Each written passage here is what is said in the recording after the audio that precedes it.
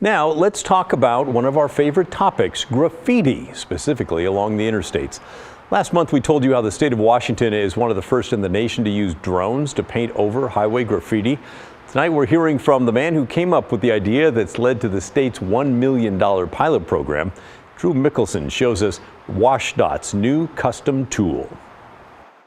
The Washington State Department of Transportation has 8 drones currently in use above the skies of the South Sound, but only one has a 6-foot-long paint sprayer. Right now, this is the one and only. DOT Maintenance Supervisor Mike Gauger came up with the idea. He kept getting frustrated by graffiti cleanups, putting his crews at risk and keeping his heavy-duty equipment from bridge and overpass maintenance jobs. A company that uses drones for window washing on the East Coast agreed to convert one for the state to carry a paint sprayer and a hose to a bucket on the ground below.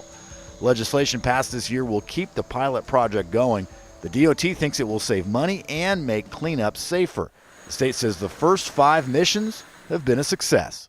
Take a lane and actually have it go up there and fly and cover a big giant, the first tag was, I don't know, big, 10, 12 feet long. And, you know, in short order, it was covered.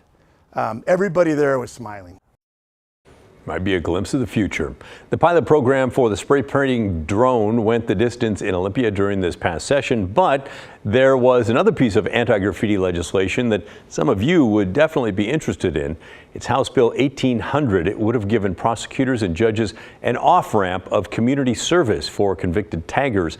In lieu of jail time, in theory, the taggers would have had to clean up the vandalism that they created. The bill includes a certain number of hours of community service based on how many tagging convictions a person has. It's an idea that many of you send to us anytime we do one of these graffiti stories. The bill had a promising start. It passed the House in Washington on a vote of 97-0. But then it was sent to the Law and Justice Committee in the Senate, where it got neither justice nor becoming law. Basically, it stalled and died. Today, we talked to one of the sponsors of that bill, Representative Andrew Barkis, a Republican representing parts of Pierce and Thurston counties. We asked what happened in the Senate after the bill had unanimous support in the House. It died in the Senate for whatever reason, never got on their docket. They, of course, have different chair in their Senate Law and Justice Committee, and not a big fan of anything that has to do with criminalization or changing certain things. So just didn't go anywhere. One thing, it was a short session. So we were in our 60-day session, lots of policy. I've never seen so much policy. So there's only so much that they can move. And it really is at the discretion of the chair. And if they don't like a certain bill, and I think in this case, there may have been some confusion about the sentencing enhancements. That's something that in Washington State, a lot of the laws coming out dealing with public safety don't like that from the majority. So you know, it kind of got hung up in that, and then we just ran out of time. So, you know, I don't think there was a huge pushback. And what I tried to keep conveying is this is not about throwing people in jail.